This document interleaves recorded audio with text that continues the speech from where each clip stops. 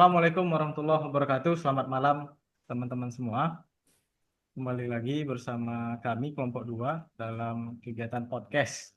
Nah, pada malam hari ini kita akan banyak berbincang-bincang nih dengan narasumber hebat kita yang hadir pada malam hari ini tentunya dalam kegiatan pelatihan dasar CPNS Mahkamah Agung.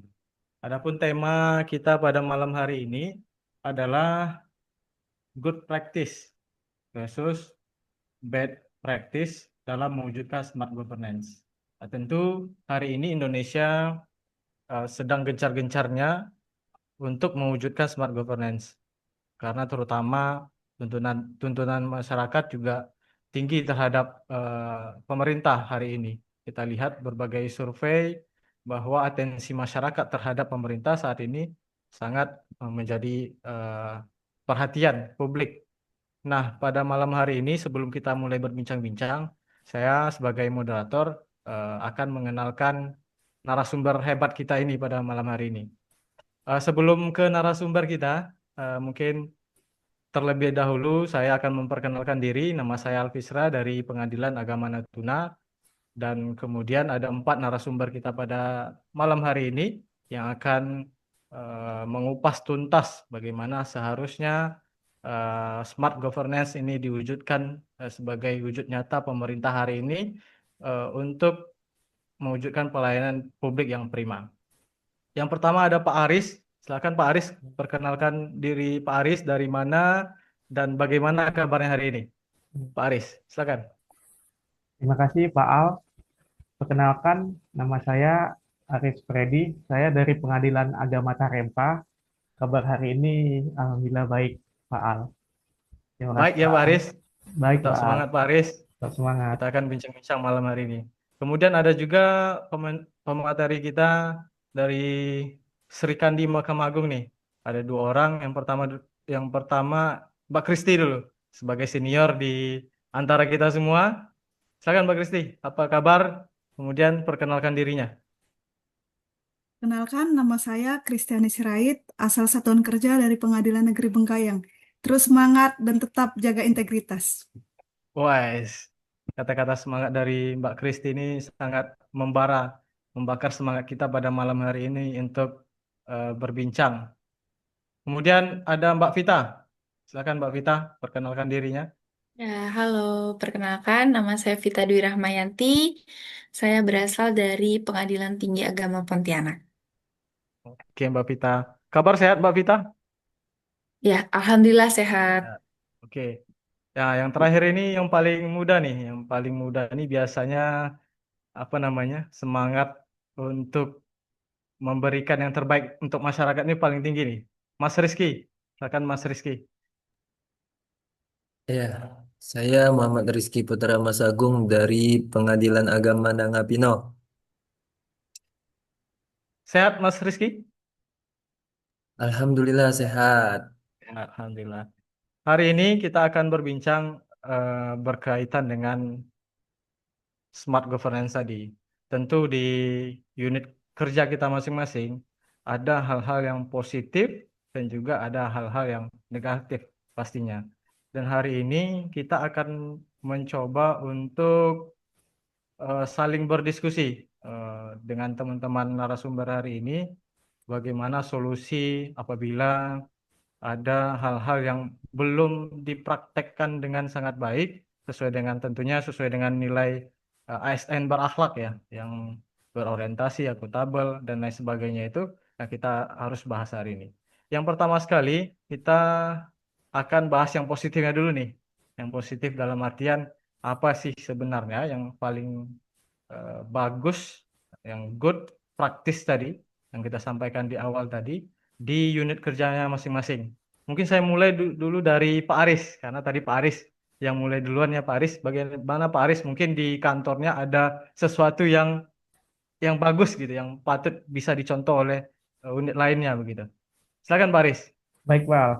Terima kasih atas kesempatannya. Kalau saya dari unit kerja Pengadilan Agama Tarempa menerapkan inovasi Siantan, di mana eh, singkatan dari Siantan itu sendiri siap antar jemput dari atau ke pelabuhan. Nah, eh, Ciantan ini inovasi yang disediakan oleh PAT Rempah untuk memberikan kemudahan akses bagi para pihak yang datang ke gedung pengadilan. Tentunya tujuan utamanya memberikan fasilitas transportasi gratis berupa antar jemput kepada para pihak, para pencari keadilan yang baru atau yang dalam tiba di Tarempa, Kabupaten Kepulauan Anambas melalui pelabuhan. Adapun latar belakang dari inovasi Siantan ini, karena kan wilayah di Pengadilan Agama Tarempa ini wilayah kepulauan, ya tepatnya di Kabupaten Kepulauan Anambas. Jadi banyak terdiri dari pulau-pulau kecil di sini. Jadi masyarakat berperkara harus menempuh perjalanan laut yang panjang, seringkali tiba di pelabuhan dengan kesulitan dari transportasi dari pelabuhan ke gedung pengadilan gitu. Jadi untuk implementasinya bukan biasanya ya, itu staf dari PA Tarempa itu sendiri yang selalu siaga untuk menjemput dan mengantar pihak yang berperkara dengan menelpon kontak center atau call center yang ada di pengadilan agama gitu, sehingga mereka dapat langsung fokus pada urusan persidangan tanpa terkendala biaya dan waktu transportasi lokal gitu, Pak Al. Oh, bagus sekali tuh Pak Aris, karena Ya, itu daerah kepulauan ya, tentu iya benar, Pak. transportasi itu sangat dibutuhkan. Kira-kira Pak Aris, Iya, Pak. jarak pelabuhan ke pengadilan agama itu berapa kilo Pak Aris? Sehingga ada inovasi Hmm, itu, karena sangat hmm, inovatif teman-teman. Karena baru pertama kali kita mendengar itu, hmm. sehingga masyarakat yang dari pulau-pulau itu dapat akses gratis gitu sampai ke pengadilan. Iya, Pak. Seberapa urgent itu kira-kira gitu, sehingga Iya. perlu itu si Antan itu. Hmm. Kalau ditanya seberapa urgent, sangat priority ya Pak Al ya, karena eh, dari jarak tempuh ke pelabuhan ke gedung pengadilan itu sendiri cukup jauh Pak Al.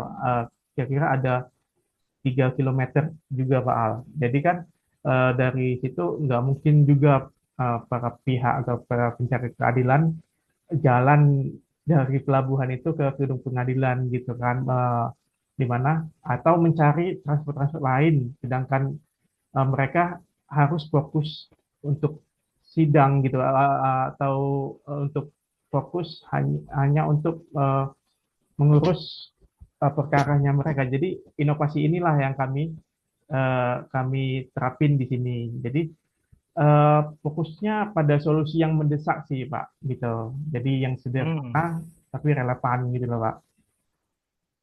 Ya, seperti itu Pak. Wah, keren-keren. Keren si Antan ya. Yang Pak. Mungkin nanti untuk satker yang berada di kepulauan bisa hubungi Mas Haris Iya, untuk bisa boleh. juga diterapkan si Antan di daerah kepulauan. Benar ya Boleh. Mas Haris ya? Benar, benar Pak. Ah, saya Dan Pak, penasaran nih mm-mm. dengan ini. Kita beralih mungkin ya Pak Haris ya. Terima Ya, kasih atas penjelasannya itu. Sangat ya, bagus sekali udah si Antan itu. Saya ya. penasaran di Pontianak nih, Mbak Vita. Gimana di Pontianak apa yang menjadi keunggulan gitu yang sangat good lah untuk diterapkan gitu di unit Pontianak itu sendiri. Oke, baik, Mas. Jadi eh, di pengadilan khususnya di Pengadilan Tinggi Agama Pontianak ini kami membuat sistem digital namanya itu TNDE. Mungkin juga udah di beberapa satker lain juga ada ya. Tapi kami punya TNDE sendiri, di mana kita itu mengelola surat, semua penyuratan, dokumen kedinasan, semuanya itu sudah secara digital dan terintegrasi. Jadi kalau misalnya ada surat masuk semua semua kami di Pengadilan Tinggi Agama Pontianak ini bisa langsung lihat surat itu, ada surat apapun tuh, biasanya kan harus dari WA atau kita harus scroll di grup itu kan sulit ya. Jadi kita enak tinggal lihat di apa di website TND ini terus tinggal search suratnya atau apa itu udah tinggal kita download terus udah ada dan kita bisa memasukkan notulensinya, kemudian suratnya dan dokumentasinya udah jadi satu di situ.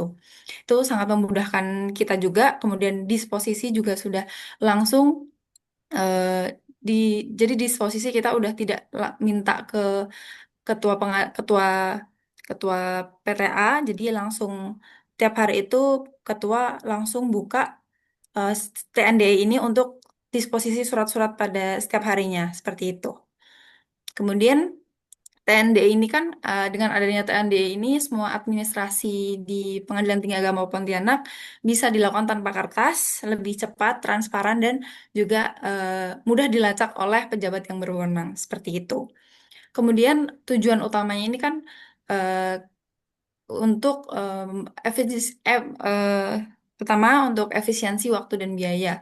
Tentunya tidak ada mencetak tuh berkurang, kemudian sudah tidak dikirim dengan manual, jadi eh, sudah apa ya sistemnya sudah enak, tidak perlu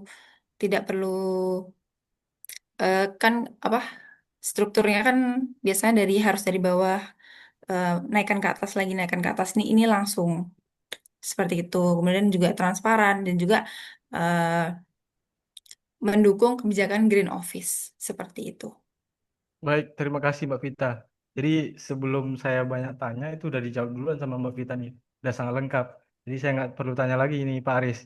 Jadi wajar Pak Aris, karena Pontianak itu kan ibu kota provinsi ya kan. Tentu SDM-nya juga sangat ini berkualitas. Jadi inovasi-inovasi itu sangat luar biasa di Pontianak sekiranya. Saya beralih nih ke Pak Rizky. Pak Rizky, masih bersama kami Pak Rizky? Oh, tunggu dulu. Kita beralih dulu ke Mbak Kristi nih. Beberapa tadi sudah menyampaikan yang good-goodnya nih. Kita mau dengar nih dari Mbak Kristi. Yang bagian yang gak enaknya itu di mana? Yang bagian yang bad practice yang diterapkan mungkin yang perlu di apa ya? Dihilangkan lah kalau bisa di unit kerja Mbak Kristi. Silakan Mbak Kristi. Untuk eh, bad yang badnya di Pengadilan Negeri Bengkayang mungkin, tapi bisa jadi di setiap pengadilan yang ada di Indonesia ada kalanya pasti menghadapi hal seperti ini. Jadi di Pengadilan Negeri Bengkayang ini masih adanya perbedaan antara kaum yang masih muda dan yang tua, sehingga tidak adanya kompetennya untuk kaum yang tua, pegawai yang tua dalam niat untuk belajar, untuk menghadapi perkembangan teknologi ini.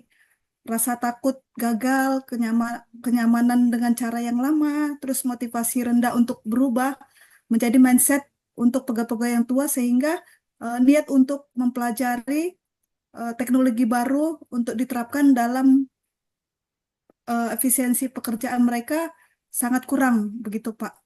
Jadi mengakibatkan beban kerja di pengadilan itu lebih banyak untuk pegawai-pegawai yang muda dibanding dengan yang tua-tua seperti itu, Pak. Iya, berarti itu berkenaan dengan kompetensi ya Mbak ya? Benar, Pak. Berkaitan dengan pegawai yang senior melimpahkan terkadang kepada pegawai yang junior. Nah, itu hal-hal itu yang perlu kita hapuskan nih, Mbak. Sekiranya kita sebagai ASN juga berusaha untuk mengingatkan gitu. Kalau tidak bisa mengingatkan, ya upaya yang lain yang sekiranya bisa mengurangi beban si junior ini. Saya tahu sekali nih, derita Mbak Kristi ini pasti banyak nih di kantor. Benar-benar. Kita beralih ke Mas Rizky yang baru tersambung ya. Nah, ini sekalian dua nih Mas Rizky. Dia anak muda itu harus dikasih beban banyak. Yang bagusnya apa? Yang kurang bagusnya apa? Silakan Mas Rizky. Waktunya 1 menit ya Mas Rizky. Karena Oke, kita baik. terbatas waktu. Kita berikan kesempatan kepada Mas Rizky untuk menjelaskan dua hal sekaligus. Oke, terkait good practice ya yang sudah terjadi di Satker saya terutama baru-baru ini kami dari Satker Pengadilan Agama Nangapino kami meluncurkan inovasi busur panah, di mana inovasi ini merupakan kepanjangan dari inovasi brosur telusur Pengadilan Agama Nangapino, yang di mana ini berbentuk barcode, yang nantinya barcode ini akan disebar di kantor-kantor pemerintahan ya, kantor kabupaten lah, mulai dari kantor camat, mulai menyebar ke kantor-kantor desa, sehingga nanti para masyarakat pencari keadilan ini bisa scan barcode-nya di setiap kantor yang sudah ditempel tadi. Nah, isi dari barcode ini sendiri terkait informasi di pengadilan agama ya, mulai dari perkara cerai, karena mayoritas pengadilan agama menangani kasus cerai, pasti itu. Jadi, mulai dari kewenangan dari pengadilan agama itu meliputi cerai talak, cerai gugat, isbat, baik isbat nikah ataupun isbat cerai, permohonan dispensasi kawin, penetapan ahli waris, kemudian kemudian penetapan wali adol. Nah, itu semua dicantumkan ya di dalam inovasi busur panah tadi. Kemudian ada terkait bad practice-nya ya, di mana Ya, betul. bisa jadi bad practice ini perilaku yang dianggap kurang baik lah ya. Mungkin di sini kurang loyal lah terkait pelayanan di mana PTSP ini memang sering ditinggalkan ya di saat-saat masih jam kerja, mulai dari jam 10 ataupun jam 11, padahal itu masih di jam jam rawan ya, masih banyak ada pihak, justru di jam-jam itu sedikit terlena pelayanan kepada para pihak. Nah, hal ini justru hal ini memang harus segera diatasi ya. Mungkin itu bisa dimulai dari pengawasan dari atasan kami, kemudian nanti bisa diberi arahan ataupun saran sehingga ke depan pelayanan di pengadilan agama kami bisa tetap prima, menyampaikan informasi dengan baik, dan para pihak pun bisa merasakan pelayanan yang berkualitas dari pengadilan agama. Begitu sepertinya, Pak Baik, Alfisra. terima kasih Mas Rizky. Sangat luar biasa. Langsung dua beban dikasih. Yang pertama itu good-nya itu terkait dengan eh, informasi yang meluas di tengah-tengah masyarakat, dan juga bad-nya itu terkait dengan loyalitas ya. Saya mau tahu nih Pak Aris, saya kembali ke Pontianak, dari Nanopino ke Pontianak lagi. Kira-kira ada nggak di ibu kota provinsi ini sesuatu yang kurang mengenakan begitu, yang bad practice terhadap pegawainya, yang dilakukan oleh pegawainya? Gimana Mbak Vita? Kira-kira di Oke, Pontianak ada nggak? mungkin kalau di kami mungkin ada beberapa ya yang dirasa agak bisa dikatakan ini ASN itu kan harus netral ya. Jadi masih ada beberapa ASN yang memberi komentar terkait dengan postingan politik dan itu untuk mendukung eh, pada Pilkada ya, eh, iya mungkin. Iya, iya, iya. ya, seperti itu.